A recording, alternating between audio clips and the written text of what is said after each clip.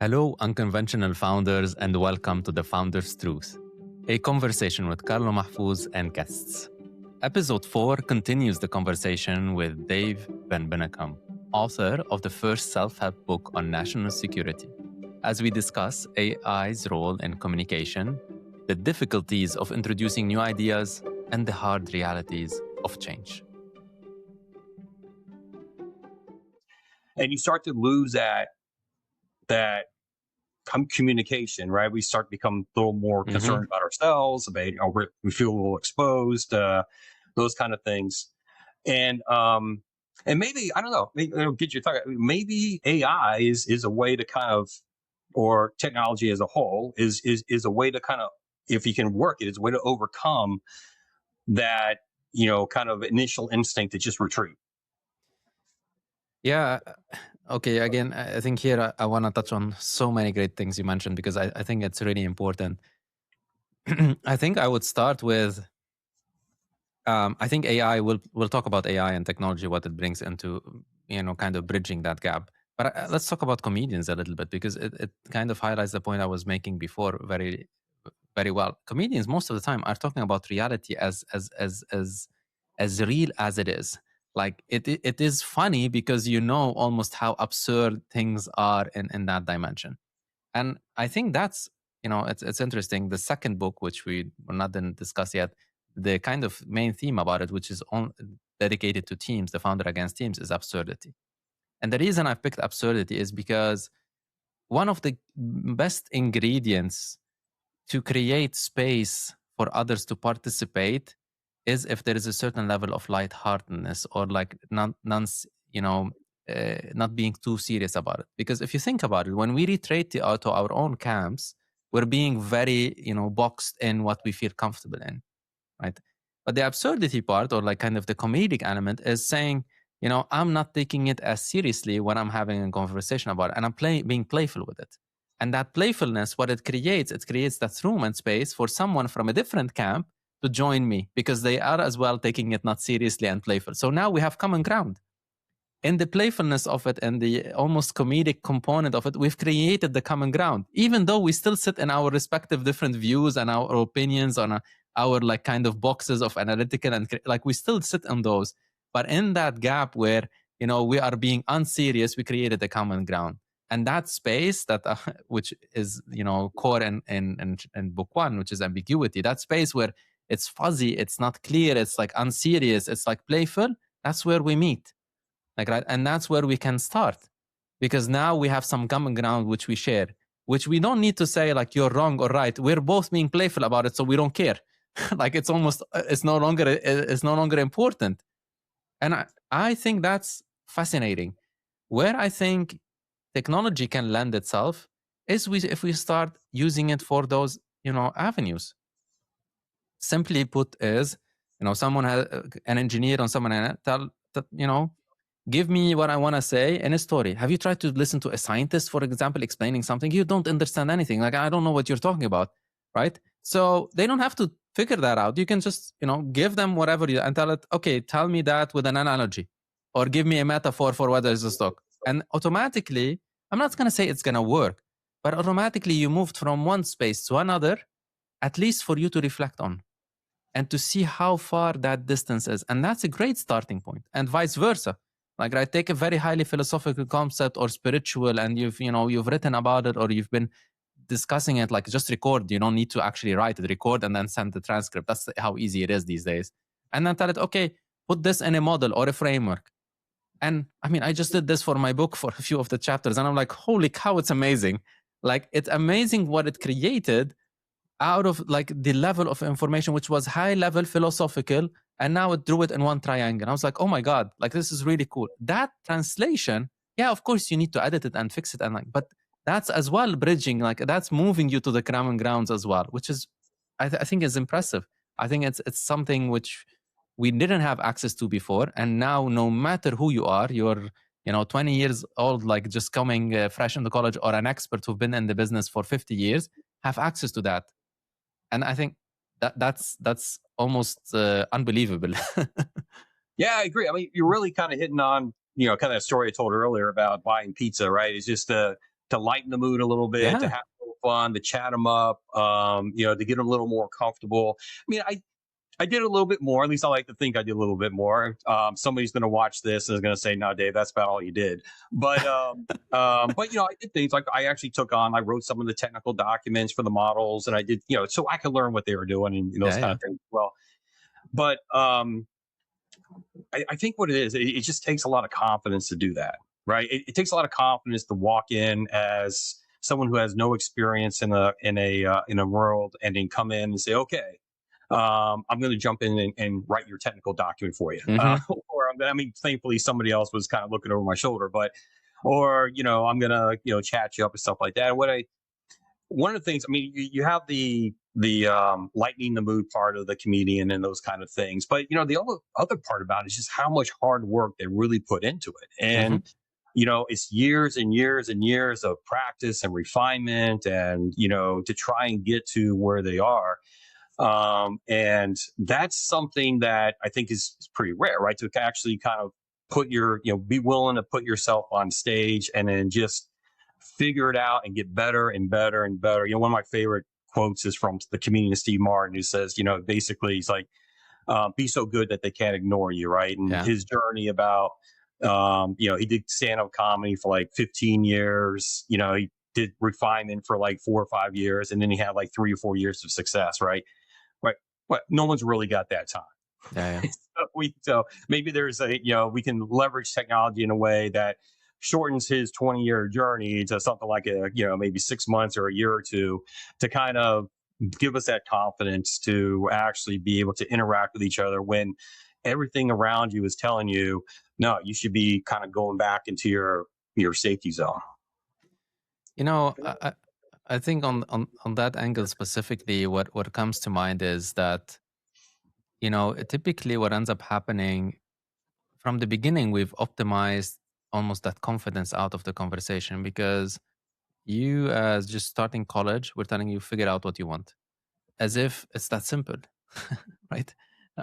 Figure out which ones you want, etc. Figure everything out before you had the chance even to experience it, right? And I think that's the speed of what is, and again, the markets now, and if we're talking about from a business perspective, it demands from you to know, almost be precise in everything and all of that. But the reality of the matter is, a lot of the times you don't know, right? And how can you iterate as quickly as possible to actually not necessarily know, but get closer? Because you really never the reality is, as much as we like it, we never get to it, because the markets are always changing, you're always changing, your preferences are changing, things are always in the move, right? So you will always get as close as you can in that moment, but to secure a revenue, or to secure your kind of degree or whatever, you get as close as you can. But by the time you get there, everything around you has changed, and you need to change with it again. And I think that's what technology is forcing on us anyway, right? Forget about it in the personal career track or anything. I think it is has serious implication on that too today.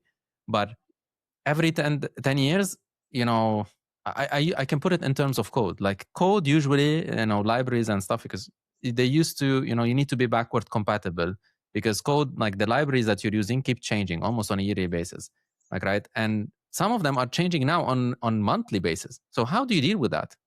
Like, right? You no longer have a 10-year breath to basically wait and change stuff and whatever, which used to be the case. And that's fine. I think that's the new reality. And then leverage technology in the same principle, like leverage it to actually allow you to iterate much faster, not to expect to have the answer. I think this is where one mindset is getting stuck in old paradigm, where you had probably the time and you're trying to move it into the new paradigm. You don't have the time. It's as simple as that. And you don't know what you need to know. Like that's truth either. Like you're coming into the career, you have, almost, it's easier for you to basically guess, honestly, than not to make a decision, and that decision to suffer through it for the next 3 years. Is almost like that level of speed that we're operating in today, and level of patience that we can bring back into where we, by shifting where our focus is.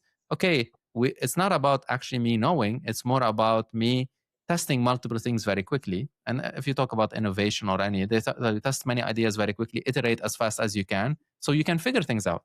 And we need to bring that back into the conversation as a constant, not as something that you do once or that you get tired of, or you can burn out of, because that's another dimension of it, where if you keep doing that while and have a different expectation, you burn out. So you end up having expectations which are different, but you're forced to do this and they don't meet. So what ends up happening, you kind of suffer through it. Yeah, and I think it comes down to what we talked about early too. Is just like when you don't know, right? You've got all this data, and you're just trying to make sense of it, right? You don't really know. You kind of have to tap into those values, right? In an identity and those type of things. And I think there's just such a pull, right, to again, get back into your comfort zone, look at the data, make short-term, you mentioned this earlier, is make short-term decisions because that's what the data is telling you to, as you're 2-3 months out, when you're missing that long-term, 4, 5, 6 year kind of strategy. And so that leads me to my next question, because, and this one's, I'm going to be interested to hear what you think about this one, because when I started my journey, right, it was a really simple idea. It was just, it was a number of years ago. I turned to my wife and I said, "Hey, I'm going to write a book on national security." Okay. And she said, "Dave, that is the most boring idea I have ever heard in my life." And so I kind of just realized that, well, there's going to be a big disconnect where we were heading to a big sea change. We're starting to see that sea change now. And we were going to be in a really bad position where we weren't going to be able to talk about it. Right. Mm-hmm. And kind of similar to everything you've talked about, that the ones that are kind of working in those think tanks and in government and in academia, it's going to be hard for them to change. Right. And I always talk about this as in a way where I say, people who write their papers for peer reviews don't see you as your peers. And it's not really to say that there's that work isn't valuable, because of course it is. It's just to say that expertise means little if it doesn't connect with us. Mm-hmm. And so, so when I kind of, first started down this journey, and I realized that, okay, well, the people I thought that would be interested don't really express a lot of interest, right? Yeah. There's, they're comfortable in their journals, or comfortable in their conferences and stuff like that.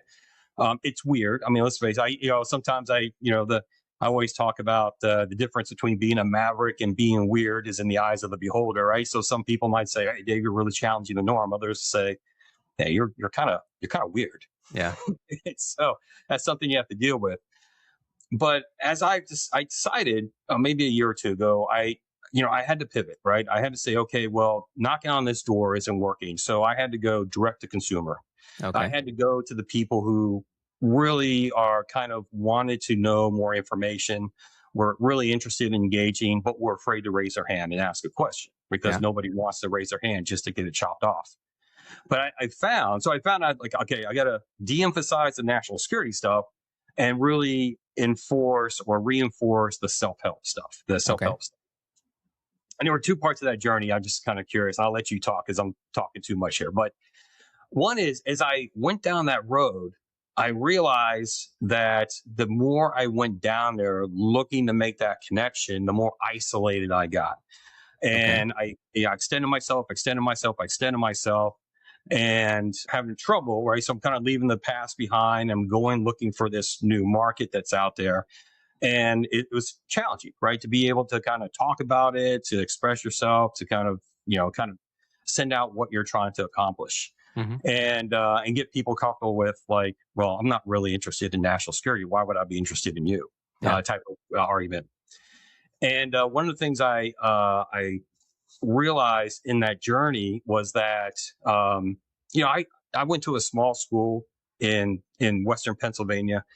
I was a Marine infantry officer when I first came in, and did some other stuff in the Marines. I did lots of organizational change and those kind of things. But I didn't graduate from a liberal arts college. I don't have a PhD in sociology or psychology or what you would typically think about in a self-help author. Yeah. And so I kind of had to learn that, right? I basically take my basic observations, what's the difference between being a maverick and being a weird? And then I use AI recently, I mean, now that we have it, and just ask the question. And then you find, well, hey, there are actual psychologists and sociologists that write papers about this kind of stuff. And you start to read it. And I've been using it to kind of shape myself more into this world. So I guess the question to you is, as one is, the challenge you see when we talk about change and need for onboarding for change of extending yourself so far out that you kind of realize that people you have to give them space to have their own conversations. Mm-hmm. But in the meantime, you're extending yourself out. You feel like you're more at risk. You feel more isolated in the process. And then whether or not, like me, if AI or any sort of other technological platform can help in kind of making that transition. So, okay, where to start? I think. I know. I'm just trying to get you to be my guidance counselor. Yeah, perfect. And I'm gonna do my best here to answer it, and the way I could find it most helpful. So, I mean, let's split it to two parts. We'll talk about the technology, what it could help. I think one of the first pieces to the puzzle, which I experienced myself, and I think you're experiencing too in this journey as well, is sometimes when we're moving ourselves into transitioning into different things, we bring a lot of baggage in with it. And I think I'm going to lean completely here on the questions I set up the book to kind of engage in, because I think it really guides the conversation. I think with context, we're talking about what is happening, what is happening as is, where you are. And then with time, we're talking about like what is now in the present. And then with, who's asking. And for you, I think there is a really interesting dimension you've recognized a little bit that who you are in that conversation, and you're starting to get clarity and you're between the maverick and the weird and all of that. Like that's kind of the bias that you bring, both from a perception of others into you, but at the same time it carries with you because you say it and it comes through. So you're manifesting it to a certain extent. So that's, I think, part of it. Understanding as well how big of the shift is and what are some of these changes in your identity, if I want to put it in that way, from having the background as a change, someone who's managed with organizational change, and one with a military background, and understanding all of these dimensions and law at the same time, right? And now moving into a space where you're a thought leader or a speaker and author, someone trying to support others, which you've done, I think, in a lot of all of these functions, but now in a completely different medium, now in a completely different way of approaching it.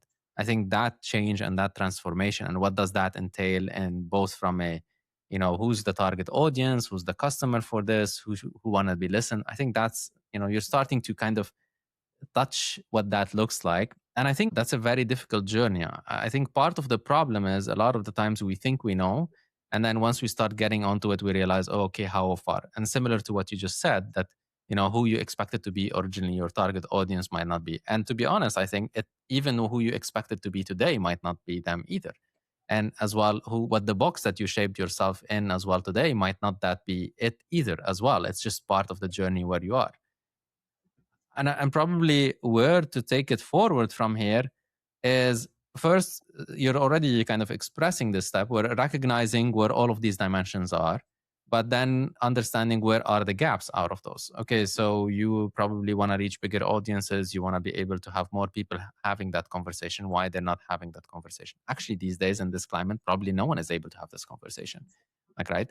So you have the solution to a very critical problem, but at the same time, the current, I would say, circumstances makes it even harder to penetrate those markets, because today any two people, especially in the US, probably talking about anything national security or anything has a political dimension, they're just going to go into extreme opposite right off the bat. Like, right, we're going to go into the almost fighting about it rather than actually even have a meaningful conversation, which sets the landscape for you to be very hard, which means that the problem exists, but it is so deeply ingrained that the work that requires to take it forward is much more difficult. Then usually what comes to mind in that dialogue is, then probably is it easier to start the journey with people who are much earlier in their process, like college grads, for example, right? Where some of these ideologies have not been shaped because they have the space to actually engage in that topic or understand it, so they can have the dialogue. And that's a lot of the thinking, which I think is important. Once you start recognizing these pieces as you outlined them to me, I start like, okay, this audience is stuck in their ways and it's very hard. Like, okay, the specialists are stuck here and they don't know how to translate it. The people who are like already now, because the political tensions and everything else, the dynamic of it, are already stuck into their opinions and are kind of bumping heads. So they don't have the space either. Who has the space? Right? Because that's what's required for the change. And I think that's that's what is interesting about this process, is start highlighting what some of the gaps that opportunities or potential opportunities might live in. Yeah, I talk a lot about, the national security thing is a tough conversation, but I always say that, every conversation when it comes to change is a tough conversation, That's whether true. it's organizational, if it's a personal challenge, obviously in national security, those kind of things. I think, we just, I think we prefer just to avoid those altogether. I mean, so I've really kind of tapped into a lot of my own personal journey, right? To kind of say, okay, well, I've been through these big organizational challenges. I've been through these big personal challenges. And then, you have the education stuff and everything like that, but it's really about having that conversation. And I think it's just, I don't know. I think that at least in this space, in the national security space, it seems like if you're in a private company or in a public company, right? If you're selling a product, whatever it may be, you can't avoid it, right? Because you're either selling your product or not, you're selling your service or not, and the market is going to tell you that you need to change, right? Yeah. So you're going to change, or you're going out of business, or you're laying people off, right, or what it may be, and in national security, it feels to me like a little different, because most of the product, the sell, we don't see it as a consumer product. In other words, the people that kind of live in that world, academia or in these think tanks, whatever, they're not getting funded. Their paycheck isn't reliant on selling you on a product, right? They're getting paid in some other way through fundraising, or what it may be. Now, yeah, there's been a recent trend that a lot of these nonprofits and NGOs are struggling to raise funds these days. A lot of showing their value, a lot of divisiveness, obviously, that exists today is not, the money is going in kind of those separate directions and send it to them. And so there's this, I think they're feeling the need to change. Yeah. But if you don't feel it, right, if you don't actually sit there and you go to work every day and you realize, if I lose this contract, I might lose my job, or if I don't sell this thing on TikTok or whatever it may be, my entire, my startup, whatever it may be, is just going to go under. And it just doesn't seem to be that same mentality in this other world, right? This national security world, the international law, and all that kind of stuff. I'm not sure why I digressed into that. There was a purpose for going into that, but I guess in the end, maybe going back to what we originally talked about is like, can you change if you don't see the need in yourself to change? Like, if the incentives aren't there, if the financial incentives aren't there, or someone isn't telling you in your face that if you don't change, I'm going to another customer or another business or another provider. How do you get over that hump? I think that's an interesting question, and like seeing the need or willingness to change. In some ways, like here where we start talking about like agency a little bit, and what you feel you have control over and not control over. And what I will bring into this, at least, is you will be forced to change whether you like it or not. Like, the circumstances always, no matter what the incentives are, they force certain things to change. And whether sometimes you recognize them in time, or recognize them too late, or not recognize them at all, or feel that you're doing something about it or not, I think we underestimate what the environment around us influences us and takes us to do. Like, right? And I think as a first step is we should recognize that at the minimum. And I think that's challenging as well, because it hits a little bit too hard home at, I think, this idea that we are in control of everything that we do and all of our decisions. And the reality of the matter, we are not. Whether we like it or not, whether the things are influenced by the immediate circle or the bigger circle or the national circle, all of these things influence everything that you are doing. I am part of multiple cultures. I've lived in, different countries, and whether you like it or not, people very easy when they're looking from far away. You say you can decide on this and not. But when you're in it, you really, what's happening around you probably constitute more your decision making than anything else. So you're forced to change in a way, in any way, regardless. So here probably the insight is like, at this first step, recognize that, because if you cannot admit how much these circumstances are influencing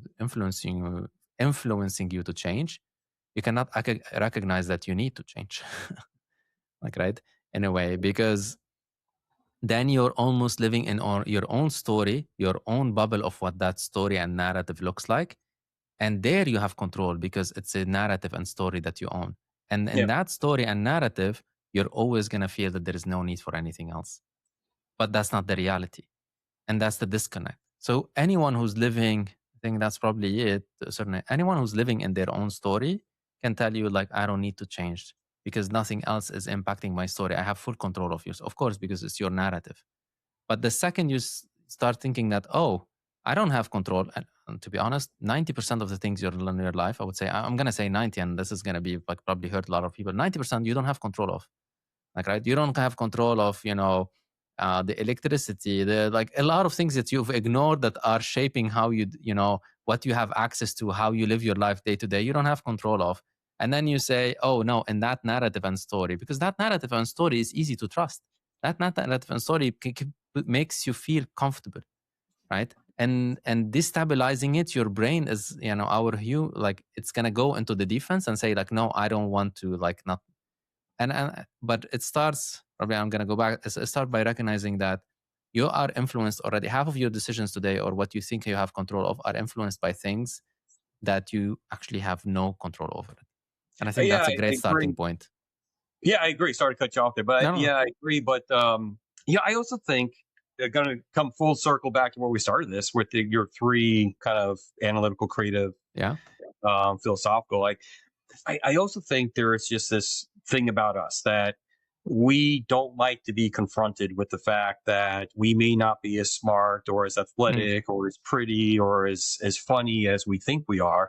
And so as we kind of are forced to say, okay, I got to venture out, and someone might tell me that, hey, I'm not buying into what you're selling. That is a hard thing to take. And I think that's why, again, whether you're in a business or you're working in national security, whatever it may be, is why we retreat back. And I think that it could be something where technology helps us. The whole point of writing a self-help book is not to say this is the way to have a better conversation. To get back to that, story about, handing out slices of pizza, it's just to say, this is one example of a way you can have a conversation.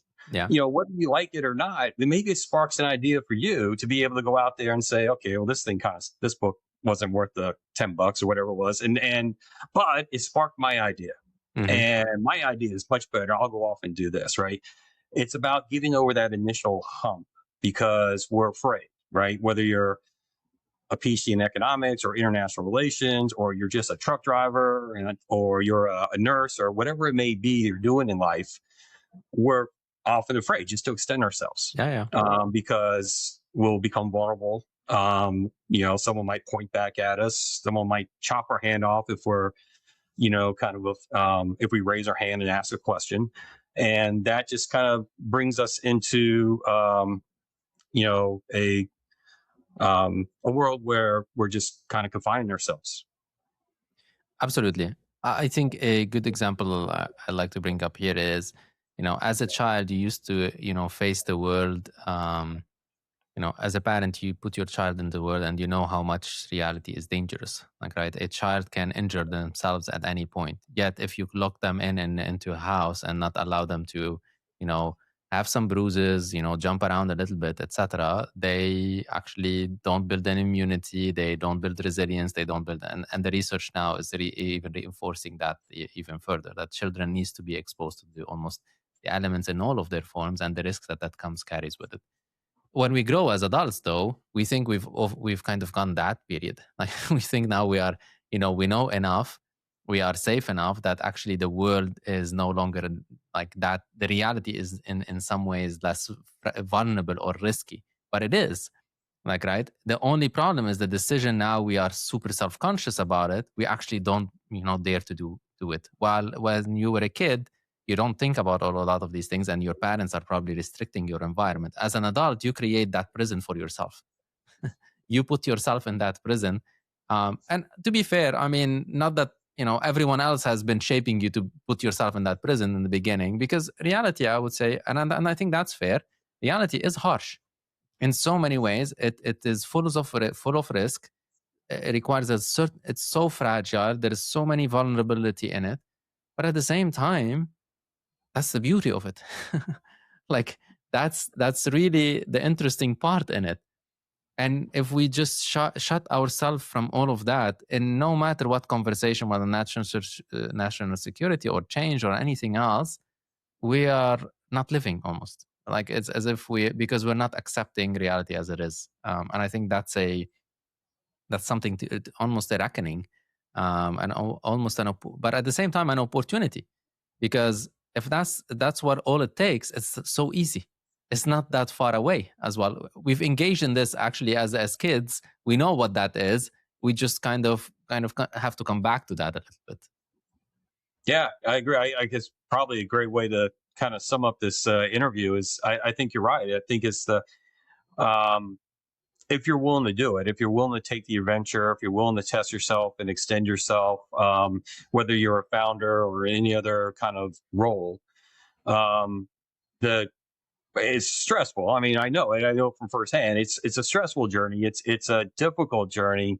It comes with a lot of strife, but if you can make that transition, if you can actually extend yourself and kind of get over the isolation, you can, you know, stick to your values or look at the long-term strategy, those kind of things, it's also incredibly rewarding.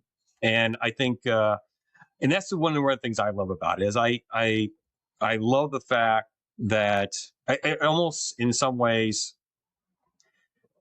I almost in some ways I feel like I'm benefited from the fact that I've had such a hard time Yeah, with the people, with the audience I initially thought would be, well, because I've had to really kind of extend myself. I could have just quit, right? yeah. But I reminded myself that the person I was trying to talk to is my wife, Yeah. and that's the whole point of writing the book. And so, well, that's who I should be talking to, and that's caused me to kind of go down this this journey. But it's just so much. It's so much easier, right, to just kind of not do it, and to look at the data within 2 or 3 month chunks, and to kind of stay in your office and not worry about what the HR person or the recruiter is doing three floors below, and those kind of things, to really be comfortable in what you're doing. Um, it's so much difficult to kind of to take this journey, but in a way it is so much more rewarding. Yeah, and I think I'll add one last thing to that specifically is it's not a you alone journey. Like, I think this is I think one of the most difficult thing to kind of comprehend, and this is as well we've been optimized that this is a you journey. You have to go through all of these things, and but it's not. And you need all the help you can get. You need almost a whole like village around you, or like a whole ecosystem around you to get there. And that's as important as anything else. You need the parent who's making sure that you don't jump off of the ledge as a kid, like, right? For you to extend yourself as far as you can, you need as well the support. Like, it's not mutually exclusive, and it's not a you journey alone. It's like a you journey with so many people around you that are that at least vote or like kind of share the same vision. And I think that's important. I think, and that's us a lot of the times outside of the conversation, and it shouldn't be. That's a perfect way. I think it's a perfect way to sum it up because in my own journey, I couldn't have done it without the support of my wife, obviously. Yeah. The fact that she's been tolerant of me to be able to kind of go through this has been a really good thing. And I always go back to that story and when I was working at this financial services company, I didn't put myself in Yeah. that model development center. Someone else, had the audacity, or someone else had the, say, okay, I'm going to put this guy who's a complete opposite to anybody, every other personality that's down there. I'm going to put him down there, and we're just going to see what happens. And so the hero of that story, when I always tell it, isn't me. It's that person, that executive who decided to take the risk. And it actually worked out. It could, like I said, I mean, it could have just really, kind of gone the exactly opposite way. And so I couldn't be like, those learnings that I got from my military time, obviously, in doing some of these other transformation work outside the military, all that goes into this book, and obviously my wife and stuff like that. And it couldn't have happened. I mean, there's a lot of me in it, but it couldn't have happened without them. Yeah, and of course. That's the important part. Thank you so much for listening to The Founder's Truth, a space for opening your mind to new possibilities and thinking. One question to reflect on, recognizing how difficult change is and how it impacts everyone around you. How are you recognizing the gap from where your ideas are to where they need to go? And what small steps you can do to bridge this gap? Thank you, and until the next episode.